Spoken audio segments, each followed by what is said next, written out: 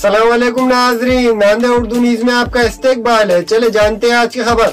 अल बुरूज international school ने नाम हासिल किया।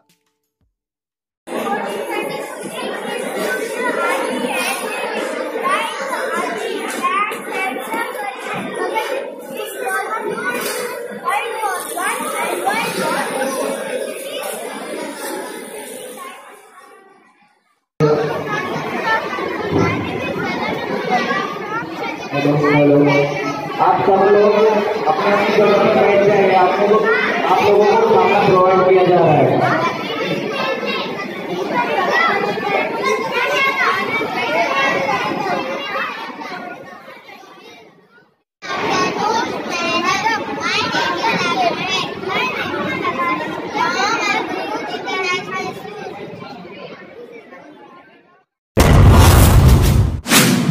गुरु गोविंद सिंह जी इंजीनियरिंग कॉलेज नांदेड़ में जूनियर साइंसदान मुकाबलों का इनेकाद अमल में आया।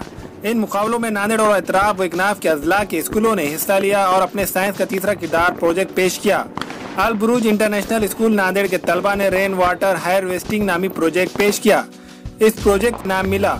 अल बुरूज इंटरनेशनल स्कूल के डायरेक्टर अफसारुल्लाह खान ने नाम हासिल करने पर स्कूल के तलबा को मुबारकबाद दी और कहा कि मौजूदा मुसाबकती दौर में स्कूल तलबा के लिए एक मुनफरिद तालीमी माहौल फराहम कर रहा है। यही वजह है कि तलबा अपनी सलाहियतों को काम में ला रहे हैं। अफसारुल्लाह खान ने मजीद कहा कि स्कूल का काम सिर्फ मालूमात फराहम करना नहीं है, बल्कि तलबा की ज़हनी सलाहियतों को काम में लाना है और अल बुरूज इसी सिमत में काम कर रहा है।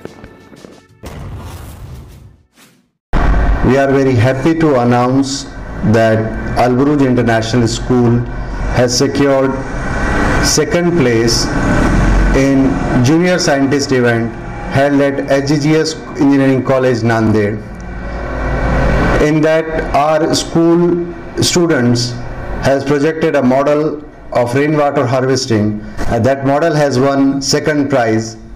I congratulate all the students, also the staff of Al Buruj International School. Thank you.